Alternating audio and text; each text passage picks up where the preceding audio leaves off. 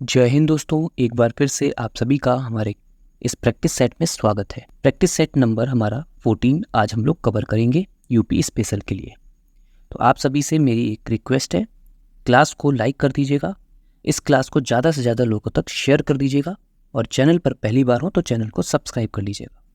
इस तरीके के प्रैक्टिस सेट हमारे चैनल के माध्यम से आप सभी को प्रोवाइड किए जाते हैं। चलिए इस प्रैक्टिस सेट को स्टार्ट करते हैं। प्रैक्टिस सेट को पूरा देखिएगा। सबसे पहले हम लोग गणेश जी का आशीर्वाद लेंगे और बढ़ेंगे आज के पहले क्वेश्चन की तरफ। आज का हमारा पहला प्रश्न होगा कि निम्नलिखित में से कौन सा राज्य उत्तर प्रदेश का सीमावर्ती राज्य है? क्या राजस्थान है, पंजाब है, पश्चिम बंगाल है या फिर आंध्र प्रदेश है? यूपी कांस्टेबल में ये प्रश्न पूछा गया है। तो सीमावर्ती राज्य आपको बताना है जिसकी सीमा उत्तर प्रदेश से लगती हो, तो राजस्थान इसका राइट आंसर हो जाएगा।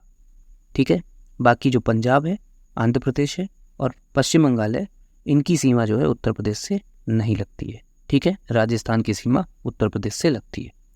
बात कर लेते हैं उत्तर प्रदेश से लगने वाले कितने राज्य हैं, तो वो 8 राज्य हैं। मैंने पिछली क्लास में भी आप लोगों को बताया है। अगर वो क्लास आपने नहीं देखी है, प्रैक्टिस सेट अगर आपको देखने हैं तो उसकी भी लिंक डिस्क्रिप्शन में मिलेगी। प्लेलिस्ट बना रखी है मैंने, वहाँ से आप जाकर के उनको क्वेश्चंस को देख सकते हैं। तो जो 8 हमारे राज्य हैं वो कौन कौन से हैं, तो उत्तराखंड है, हरियाणा है, हिमाचल प्रदेश है, राजस्थान है, मध्य प्रदेश है, छत्तीसगढ़ है, बिहार है और झारखंड है। बात करें एक केंद्र शासित प्रदेश भी है जिसका नाम दिल्ली है, और एक देश की भी सीमा हमारे उत्तर प्रदेश से लगती है जो कि है नेपाल। ठीक है, बात करें अगर हम उत्तराखंड की, तो ये उत्तर में स्थित है उत्तर प्रदेश के। बात करें हरियाणा की, तो ये पश्चिम में स्थित है, साथ में राजस्थान भी हमारा पश्चिम में स्थित है और दिल्ली भी पश्चिम में ही स्थित है हमारा। हिमाचल प्रदेश की बात होगी तो उत्तर पश्चिम में स्थित है। बात होगी मध्य प्रदेश की तो दक्षिण में स्थित है ये। छत्तीसगढ़ की बात होगी तो ये दक्षिण पूर्व में स्थित है और झारखंड और बिहार ये उत्तर प्रदेश के पूर्व में स्थित है। ठीक है, बात करते हैं अब ग्लोब पे उत्तर प्रदेश की क्या स्थिति है। तो चलिए देख लेते हैं कि ग्लोब पर क्या स्थिति है। तो आप सभी को याद रखना है 23 डिग्री 52 मिनट उत्तरी अक्षांश से 30 डिग्री 24 मिनट उत्तरी अक्षांश है। और बात करें हम पूर्वी देशांतर की, तो ये 70 डिग्री 5 मिनट पूर्वी देशांतर से 84 डिग्री 39 मिनट पूर्वी देशांतर है। ये इसके मध्य में उत्तर प्रदेश स्थित है। बढ़ते हैं अगले क्वेश्चन की तरफ। सेकेंड क्वेश्चन हमारा है, बुंदेलखंड नामक क्षेत्र निम्नलिखित में से किस सीमा के अंतर्गत आता है? उत्तर प्रदेश बिहार सीमा के अंतर्गत आता है, उत्तर प्रदेश मध्य प्रदेश की सीमा के अंतर्गत आता है, उत्तर प्रदेश नेपाल की सीमा के अंतर्गत आता है या फिर उत्तर प्रदेश उत्तराखंड के सीमा के अंतर्गत आता है? तो आप सभी को आंसर दे रहे हैं, बुंदेलखंड जो क्षेत्र है ये किसके अंतर्गत आता है? तो ये आता है उत्तर प्रदेश और मध्य प्रदेश के सीमा के अंतर्गत। Right answer option number B हो जाएगा। उत्तर प्रदेश के जिलों की बात करें जो मध्य प्रदेश से सीमा साझा करते हैं, वो हैं 11। कौन कौन से हैं? जैसे है इटावा, जालौन, झांसी, आगरा, ललितपुर, महोबा, बांदा, चित्रकूट, प्रयागराज, मिर्जापुर और सोनभद्र। बात कर लेते हैं कि बुंदेलखंड क्षेत्र में कौन कौन से जिले उत्तर प्रदेश के आते हैं। तो उत्तर प्रदेश के जालौन है, झांसी है, हमीरपुर है, ललितपुर है, महोबा है, बांदा है और चित्रकूट है। ये 7 जिले जो हैं वो उत्तर प्रदेश के बुंदेलखंड क्षेत्र के अंतर्गत आते हैं। और बुंदेलखंड क्षेत्र की बात हो रही है तो आप लोग याद रखिएगा, ये लगभग 1.5 लाख किलोमीटर के स्क्वायर में फैला हुआ है। ठीक है, चलिए आगे बढ़ेंगे और अगला प्रश्न देखेंगे। क्लास को लाइक नहीं किया है तो क्लास को लाइक कर दे, चैनल को सब्सक्राइब नहीं किया तो चैनल को भी सब्सक्राइब कर ले। इस तरीके की महत्वपूर्ण क्लासेस आपको डेली प्रोवाइड की जा रही हैं, इसलिए चैनल को भी सब्सक्राइब करना जरूरी है। अगला प्रश्न है, सूची 1 को सूची 2 से सुमेलित कीजिए, नीचे दिए गए कूट को सही उत्तर चुनें। सूची 1 में राज्य है, सूची 2 में राष्ट्रीय उद्यान है। उत्तर प्रदेश दिया है, असम दिया गया है, उड़ीसा दिया गया और कर्नाटक दिया। इस साइड की बात की जाए तो बांदीपुर है, राजाजी राष्ट्रीय उद्यान है, सिमलीपाल है और मानस है। तो बात करते हैं उत्तर प्रदेश की, तो उत्तर प्रदेश में राजाजी राष्ट्रीय उद्यान है। ये प्रेजेंट टाइम पर उत्तराखंड में चला गया है क्योंकि उत्तर प्रदेश से ही उत्तराखंड राज्य बना था, जिसकी वजह से ये उत्तर प्रदेश में ना रह के अब ये उत्तराखंड में चला जाएगा। लेकिन यहाँ पे ऑप्शन उत्तराखंड नहीं दिया था, तो इसलिए हमको उत्तर प्रदेश से इसको मिलाना पड़ेगा। बात करते असम की, तो असम में मानस है। बात करते उड़ीसा की तो ये सिमलीपाल है। कर्नाटक की बात होगी तो ये बांदीपुर हो जाएगा। तो राइट आंसर हो जाएगा ऑप्शन नंबर बी। दूसरा, चौथा, तीसरा और पहला। ठीक है, option number B is the right answer. चलिए बढ़ते हैं नेक्स्ट क्वेश्चन की तरफ। अगला प्रश्न हमारे सामने, निम्नलिखित में से कौन सा सही सुमेलित नहीं है? इस साइड में नगर कस्बे हैं, इस साइड में नदी है। बिठूर गंगा नदी, गोरखपुर में राप्ती नदी, जौनपुर में सई और कौशाम्बी में यमुना नदी। तो आपको बताना है गलत कौन सा है। क्या बिठूर में गंगा नदी बहती है? जी हाँ, बिल्कुल ठीक है। गोरखपुर में क्या राप्ती नदी बहती है? बिल्कुल ठीक है। जौनपुर में सई नदी नहीं बहती है। सई नहीं है। कौन सी नदी बहती है जौनपुर में? तो ये बहती है हमारी गोमती नदी। बात करते हैं, गोमती नदी की बात हो रही है तो ये लखनऊ, लखीमपुर, सुल्तानपुर और जौनपुर ये प्रमुख जिलों में बहती हैं। ठीक है, ये आपको ध्यान रखना है। बात हो रही है गंगा की अगर, तो 28 जिलों से होकर के ये उत्तर प्रदेश में बहती हुई निकलती हैं। और बात करते हैं यमुना की, तो यमुना जी 19 जनपदों से होकर के गुजरती हैं। तो इसका राइट आंसर क्या हो जाएगा इस क्वेश्चन का?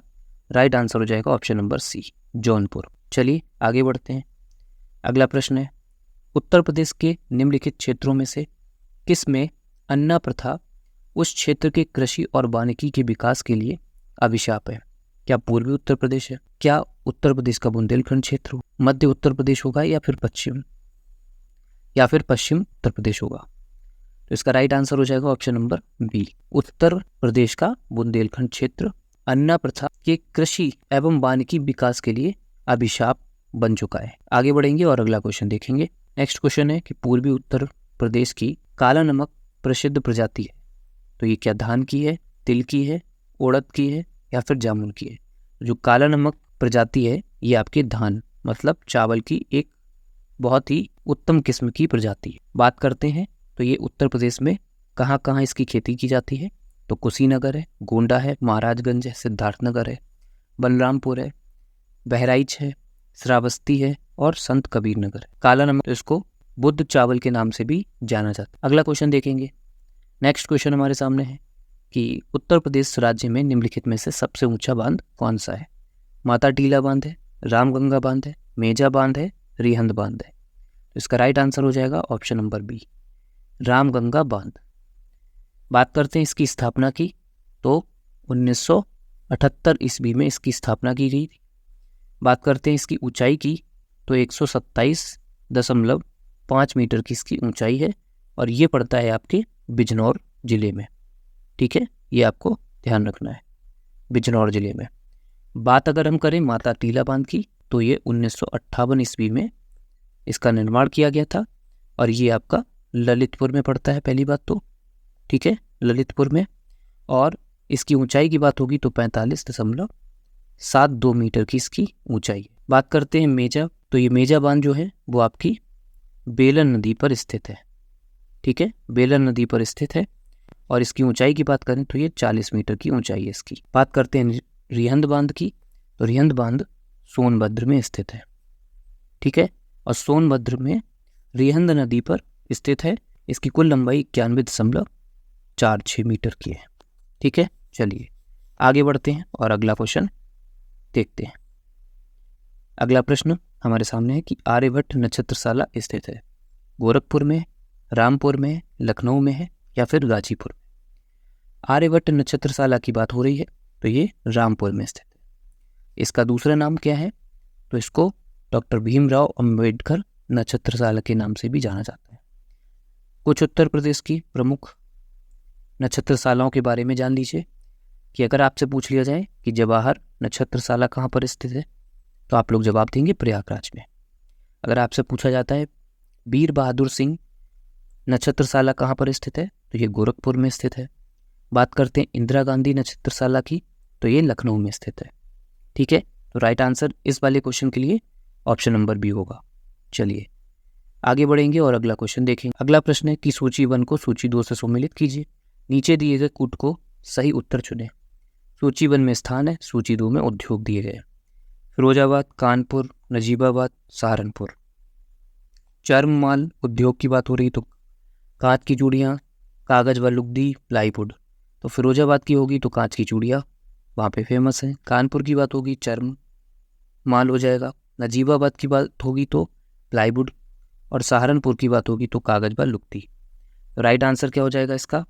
तो इसका राइट आंसर होगा ऑप्शन नंबर सी, दूसरा, पहला, चौथा और तीसरा। ठीक है, चलिए आगे बढ़ेंगे और नेक्स्ट क्वेश्चन के बारे में देखते हैं। अगला क्वेश्चन है कि उत्तर प्रदेश का राज्य चर्म विकास एवं विपणन निगम लिमिटेड कहाँ पर स्थित है? क्या आगरा में है, कानपुर में है, मुरादाबाद में है या गाजियाबाद में?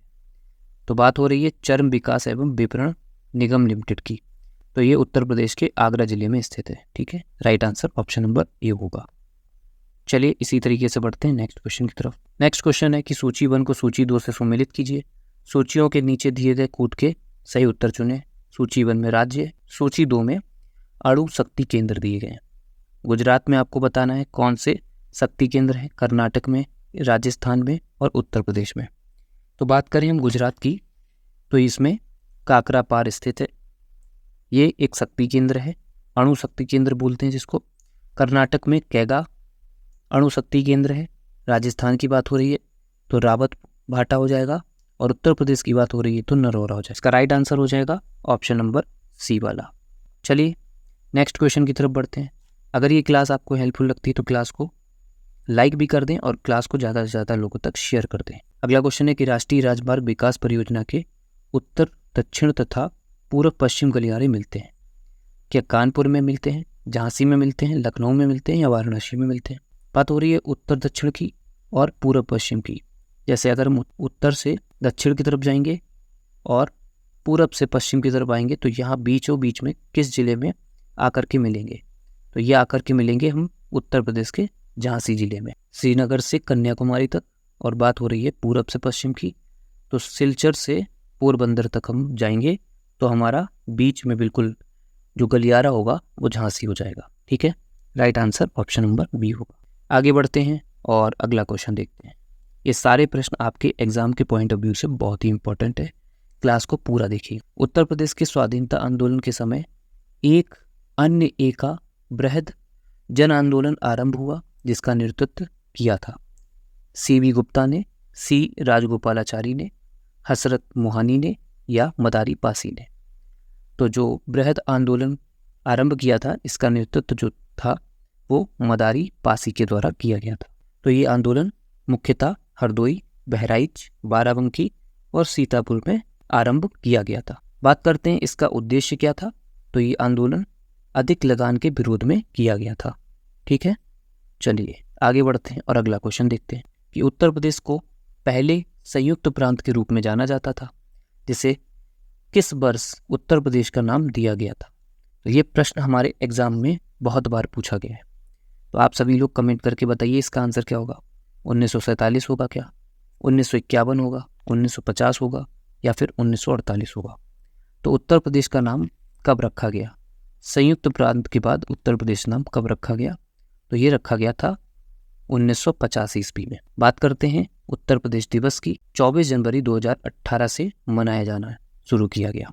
तत्कालीन राज्यपाल राम नाईक के द्वारा इसकी घोषणा की गई। 1 अप्रैल 1937 को संयुक्त प्रांत के नाम से जाना गया इसको, और इसका नाम बदल करके 24 जनवरी 1950 को उत्तर प्रदेश नाम रख दिया गया था। चलिए आगे बढ़ेंगे और अगला क्वेश्चन देखेंगे। अगला प्रश्न हमारे सामने कि निम्नलिखित में से कौन सा शास्त्रीय गायक घराना सही सुमेलित नहीं? पहले पर दिए गए बिरजू महाराज जिनका संबंध कालका पिंदादीन से है। उस्ताद राशिद खान की बात करें तो सहसबान से हैं। पंडित छन्नू लाल मिश्रा की बात हो रही है तो पटियाली से क्या? और लास्ट है प्रभा अत्रे जिनका संबंध किराना से। ऑप्शन नंबर सी इसका राइट आंसर हो जाएंगे। पंडित छन्नू लाल मिश्रा का घराना पटियाली से नहीं किराना घराना से रिलेट करते हैं। Right answer option number C हो जाएगा। चलिए आगे बढ़ेंगे और अगला क्वेश्चन देखेंगे। अगला प्रश्न है कि सूची 1 को सूची 2 से सम्मिलित कीजिए। सही उत्तर का चयन सूची के नीचे दिए गए कूट से कीजिए। सूची 1 में मेले दिए गए हैं, सूची 2 में आयोजन दिए गए हैं। ये आप ध्यान रखिएगा, एक प्रश्न मेले से जरूर पूछा जाता है, तो क्वेश्चन किसी भी तरीके से पूछा जाए आपको वो ठीक करना है। ठीक है, तो मेलों को विशेष रूप से पढ़ के जाइएगा। बटेश्वर की बात की जा रही है, देवा की बात की जा रही है, देवा शरीफ है, हरिदास जयंती है और नौचंदी है। बात हो रही है बटेश्वर की तो ये लगता है आगरा में। बात हो रही है देवा शरीफ की, तो ये लगता है आपका बाराबंकी में। बात हो रही है हरदास जयंती की, तो वृंदावन में। और नौचंदी जो है वो मेरठ में लगता है। ठीक है, तो राइट आंसर क्या हो जाएगा? इसका राइट आंसर हो जाएगा ऑप्शन नंबर डी। ठीक है, option number D is the right answer. आगे बढ़ेंगे और अगला क्वेश्चन देखेंगे। अगला प्रश्न यूपीएसआई के पेपर में पूछा गया है। सारे इंपॉर्टेंट क्वेश्चंस आपको इस सीरीज में मिलने वाले हैं, एक भी क्वेश्चन को मिस ना करें। कि उत्तर प्रदेश में चिकनकारी की कला ने किसके शासनकाल के दौरान अपना चरम स्थान हासिल किया? जहांगीर के टाइम पर, हर्ष के टाइम पर, बाबर के टाइम पर, या हुमायूं के टाइम पर? बात हो रही है चित्रकारी कला की। तो ये सबसे चरम स्थान पर कब पहुंचा? जब जहांगीर का शासनकाल शुरू हुआ। ठीक है, right answer option number A हो जाएगी, जहांगीर। जहांगीर के समय पर चित्रकला को स्वर्ण काल के नाम से भी जाना जाता था। चलिए आगे बढ़ेंगे और अगला प्रश्न देखेंगे। नेक्स्ट क्वेश्चन है कि सूची 1 को सूची 2 से सुमेलित कीजिए। अपने सही उत्तर का चयन नीचे कूट से कीजिए। सूची 1 और सूची 2। सूची 1 में आपको सारे के सारे कवि दिए गए हैं, उनकी रचनाएं सामने लिखी हुई हैं। तो क्या मुंशी इंसानल्लाह खां की कौन सी रचना है? तो उनकी रचना है उदयभान चरित। बात करें बाबू देवकीनाथ खत्री की, तो इनकी है काजल की कोठरी। बात करते हैं प्रताप नारायण मिश्रा की, तो इनकी है हटी हमीर। बात करते हैं जयशंकर प्रसाद की, तो इनकी है कंकाल। इसका जो ऑप्शन होगा वो ऑप्शन नंबर बी करेक्ट हो जाएगा। ठीक है, चलिए आगे बढ़ते हैं। इसी तरीके से क्वेश्चन नंबर नेक्स्ट देखते हैं कि उत्तर प्रदेश के निम्नलिखित जिलों में से कहाँ अनुसूचित जातियों की जनसंख्या सर्वाधिक है? क्या हरदोई है, सीतापुर है, उन्नाव है, या कौशाम्बी है? तो राइट आंसर हो जाएगा option number B, Sitapur. Sitapur में अनुसूचित जातियों की जनसंख्या सर्वाधिक है उत्तर प्रदेश में। इसके बाद बात की जाए तो प्रयागराज आएगा, और इसके बाद बात की जाए तो हरदोई आएगा। अगला प्रश्न हमारे सामने है कि कन्हैया लाल माणिक लाल केंद्रीय हिंदी विश्वविद्यालय स्थित है? आगरा में, बरेली में, गोरखपुर में, या फिर मेरठ में? बात हो रही है कन्हैया लाल माणिक लाल केंद्रीय हिंदी संस्थान की। तो इसकी स्थापना कहाँ पर की गई? तो ये आगरा में स्थित है। Option number A is the right answer. बात करते हैं इसकी स्थापना या इसकी आधारशिला कब रखी गई? तो इसकी आधारशिला 14 सितंबर 1953 ईस्वी में तत्कालीन गवर्नर कन्हैया लाल माणिक लाल मुंशी द्वारा रखी गई थी। ठीक है, चलिए आगे बढ़ेंगे और अगला क्वेश्चन देखेंगे। अगला प्रश्न हमारे सामने है, भारतीय प्रौद्योगिकी संस्थान कानपुर की स्थापना किस वर्ष की गई? 1959 में, 1969 में, 1957 में, 1947 में? यूपीएसआई 2021 में ये प्रश्न पूछा गया था। बात हो रही है भारतीय प्रौद्योगिकी संस्थान की, जो कि कानपुर में स्थित है। इसकी स्थापना 1959 ईस्वी में हुई थी। बात करते हैं इसका जो उद्देश्य है संस्था का, तो वो ये है सार्थक शिक्षा प्रदान करना और उच्चतम शिक्षा का मूल शोधन भी करना इसका प्रमुख उद्देश्य है। बात करते हैं कानपुर में 2 प्रौद्योगिकी संस्थान स्थित हैं, एक है आईआईटी कानपुर और एक है आईआईटी बीएचयू। अगला प्रश्न देखते हैं, उत्तर प्रदेश किस क्षेत्रीय परिषद का सदस्य है? क्या उत्तरी क्षेत्रीय परिषद का सदस्य है? क्या पश्चिमी क्षेत्रीय परिषद का सदस्य है? क्या मध्य क्षेत्रीय परिषद का सदस्य है? क्या पूर्वी क्षेत्रीय परिषद का सदस्य है? तो उत्तर प्रदेश की बात हो रही है किस क्षेत्रीय परिषद के अंतर्गत आता है? तो ये आता है मध्य क्षेत्रीय परिषद के अंतर्गत। इसके अलावा छत्तीसगढ़ है, मध्य प्रदेश है और उत्तराखंड है, ये भी आपके मध्य क्षेत्रीय परिषद के अंतर्गत आते हैं। चलिए आगे बढ़ेंगे और अगला प्रश्न देखेंगे। अगला प्रश्न, दिए गए विकल्पों में से सही जिला मुख्यालय वाली जोड़ी का चयन करें। अमेठी गौरीगंज में, सोनभद्र रॉबर्ट्सगंज में, कुशीनगर पडरौना, कौशाम्बी वैशाली। वीडियो के एग्जाम में 2018 के पेपर में भी पूछा गया प्रश्न, तो आपको जिला और मुख्यालय पूछा गया है, कौन सा गलत है? बात हो रही है अमेठी, तो अमेठी एक जिला है, इसका मुख्यालय गौरीगंज है, बिल्कुल ठीक है। सोनभद्र एक जिला है, रॉबर्ट्सगंज इसकी मुख्यालय है, बिल्कुल ठीक है। बात करते हैं कुशीनगर की, तो इसकी पडरौना है, बिल्कुल ठीक है। बात करते हैं कौशाम्बी की, तो ये कौशाम्बी की बैसाखी नहीं है, कौशाम्बी की हो जाएगी मंजनपुर, और बैसाखी खुद एक जिला है, इसका मुख्यालय हाजीपुर हो जाएगा। ठीक है, right answer option number D हो जाएगा। चलिए नेक्स्ट क्वेश्चन देखते हैं। अगला प्रश्न हमारे सामने क्या है, किसी जिला के भू राजस्व प्रशासन का प्रभारी मुख्य अधिकारी होता है? क्या जिला परिषद के मुख्य लेखाधिकारी होंगे, राजस्व विभागीय अधिकारी होंगे, जिला कलेक्टर होंगे या फिर तहसीलदार होंगे? यूपीएसआई 2021 में ये प्रश्न पूछा गया था। तो इसका राइट आंसर हो जाएंगे ऑप्शन नंबर सी, जिला कलेक्टर, जिनको आप डीएम के नाम से भी जानते हैं। ठीक है, आगे बढ़ेंगे और अगला क्वेश्चन देखेंगे। उत्तर प्रदेश में किसान बही योजना लागू की गई थी 1970 ईस्वी में, 1975 ईस्वी में, 1990 ईस्वी में या फिर 1992 ईस्वी में? तो इसकी स्थापना 1992 ईस्वी में की गई थी। उत्तर क्वेश्चन है किसान बही योजना की शुरुआत कब की गई? 1992 ईस्वी में। अगला क्वेश्चन है वर्ष 2021 की जनगणना के अनुसार उत्तर प्रदेश में महिला साक्षरता दर क्या थी? 57.20%, 52.12%, 59.10% या उपरोक्त में से कोई नहीं?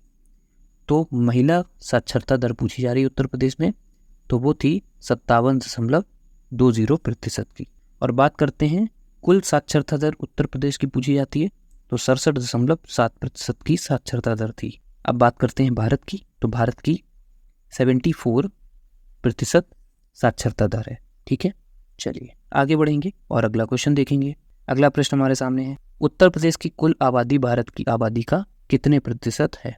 16.4, 23.2, 11.1 या फिर 13.2? तो आंसर हो जाएगा ऑप्शन नंबर ए, 16.4%। बात करते हैं उत्तर प्रदेश की जनसंख्या की, तो ये 2011 की जनगणना के अनुसार है 19.98 करोड़। ठीक है, ये आपकी उत्तर प्रदेश की जनसंख्या है। और बात करते हैं भारत की, तो 121 करोड़ भारत की जनसंख्या।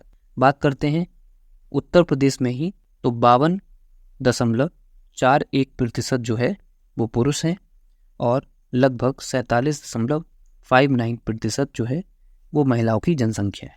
ठीक है, ये भी आपको ध्यान रखना है। चलिए आगे बढ़ते हैं और अगला क्वेश्चन देखते हैं। अगला प्रश्न हमारे सामने है कि उत्तर प्रदेश सरकार ने वर्ष 2018 में यूपी खादी नामक ब्रांड के तहत राज्य में निर्मित खादी वस्त्र के संवर्धन हेतु डैश के साथ समझौता ज्ञापन पर हस्ताक्षर किए। किसके साथ समझौता किया ये आपको बताना है। क्या पहला ऑप्शन होगा वॉलमार्ट के साथ, दूसरा ऑप्शन होगा रिलायंस, तीसरा है पतंजलि और चौथा है अमेजन? तो राइट आंसर क्या हो जाएगा? राइट आंसर हो जाएगा ऑप्शन नंबर डी, अमेजन के साथ समझौता किया गया था। ये ध्यान रखना है 1956 के खादी एवं ग्रामोद्योग आयोग अधिनियम के अंतर्गत इसे वैधानिक निकाय का दर्जा दिया गया। आगे बढ़ते हैं और अगला क्वेश्चन देखते हैं।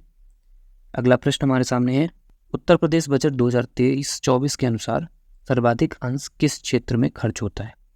पूंजीगत परिव्यय में, सब्सिडी में, पेंशन में या फिर ब्याज में? तो बात करते हैं सबसे ज़्यादा खर्च 2023 और 24 के अनुसार, तो वो होता है पूंजीगत परिव्यय में। Right answer option number A हो जाएगा। लगभग 21.7% व्यय जो है इसमें होता है।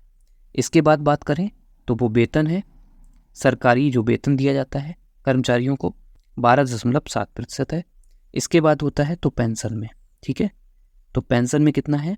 वो है 12.1%। ठीक है, तो ये सभी चीज़ों को याद रखिएगा। चलिए बढ़ते हैं अंतिम प्रश्न की तरफ। चलिए प्रश्न को देखेंगे। उत्तर प्रदेश बजट 2023-24 में ग्राम पंचायत एवं वार्ड स्तर पर डिजिटल लाइब्रेरी की स्थापना नई योजना हेतु कितनी राशि का प्रावधान है? क्या 100 करोड़ है, क्या 150 करोड़ है, क्या 250 करोड़ होगा या फिर 300 करोड़ होगा? तो बात हो रही है ग्राम पंचायत और वार्ड स्तर पर डिजिटल लाइब्रेरी की स्थापना की, तो कुल कितनी राशि का प्रावधान किया गया? तो ये राइट आंसर हो जाएगा ऑप्शन नंबर डी, 300 करोड़ की। ठीक है, तो ये आज के 30 क्वेश्चन हमारे कंप्लीट हो जाते हैं। ये क्लास आपको कैसी लगी बता सकते हैं आप कमेंट के माध्यम से। पिछली क्लास को अगर आप देखना चाहते हैं तो उनकी भी प्लेलिस्ट बनी हुई है, उनको भी जाकर के आप देख सकते हैं। इस क्लास को पूरा देखने के लिए धन्यवाद। अगली क्लास में मिलेंगे, तब तक अपना ख्याल रखें। जय हिंद, जय भारत।